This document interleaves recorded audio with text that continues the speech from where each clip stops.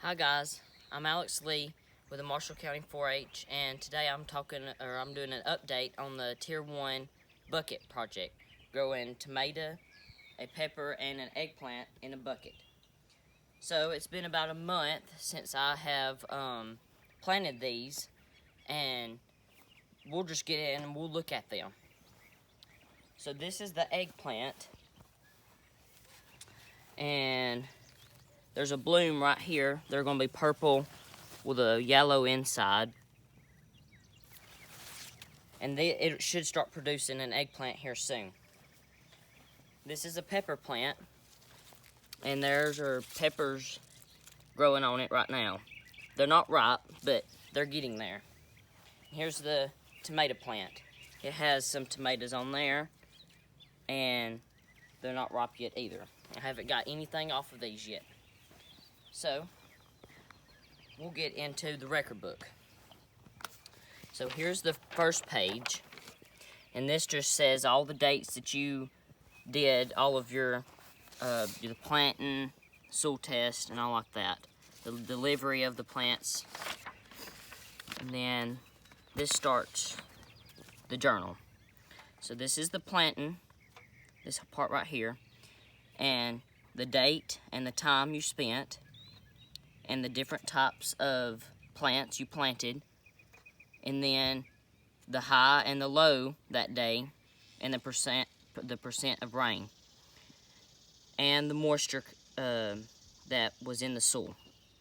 And then right here, you just give a sentence or two on what you observed.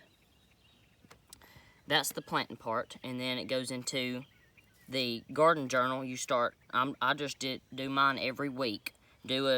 Do one of these little boxes every week. And this is the exact same thing as up here. You put the date, how much rain, and what you observed. So, I'll get into the temperature and the rain. So this is the temperature. This chart, if you do the chart right, it'll look good. And see, these are the highs of May. Put your month up here. And the highs you just do in red. And the lows you do with blue for every day.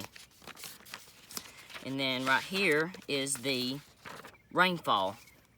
So you do red for the natural rainfall, blue for other water source if you water them, and yellow for no water. So I made sure that my plants, if we did not get rain that day, I made sure I watered them, just because they've got drainage and you cannot water them too much. And the red is the natural rainfall. So if you do these charts right, you'll be good. So now I'll go into insecticide and fertilizer.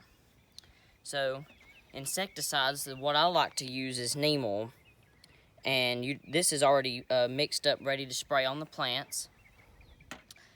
And this is the extract that you can mix in a spray rig and just spray it right on the plants. So you mix it up with water.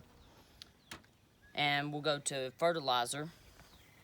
And here's Miracle-Gro. I like to use this. You just mix it up with water, and you can put it in a gallon jug and just water the roots. This is a liquid fertilizer, fish fertilizer.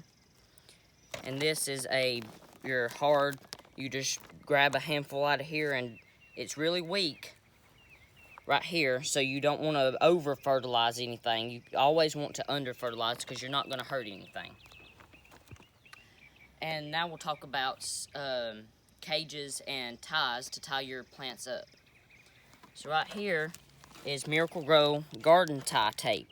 It's not really tape, but it looks just like tape, and you just unroll however much you need and cut it off, and you can tie up to a cage or a stake that you stake in the ground.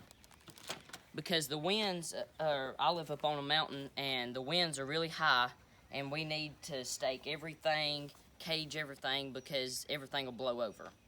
So the tomato and the pepper will probably need a cage, especially the tomato, because it needs something to grow up. And when that gets up to the next level in your cage, you want to just fold the little branches out from under after you did in that space, you want to fold them out under this where they can keep growing up. The pepper will grow this about as tall as it'll get. It may get a little taller, but it don't really need a cage, but I like to have that because the wind's strong up here and it'll blow them and break them and it'll be dead. The eggplant has a pretty good stalk, so it's not really gonna go anywhere, but I like to stake mine in the back and just tie those ties to it to where it's staked down to the ground.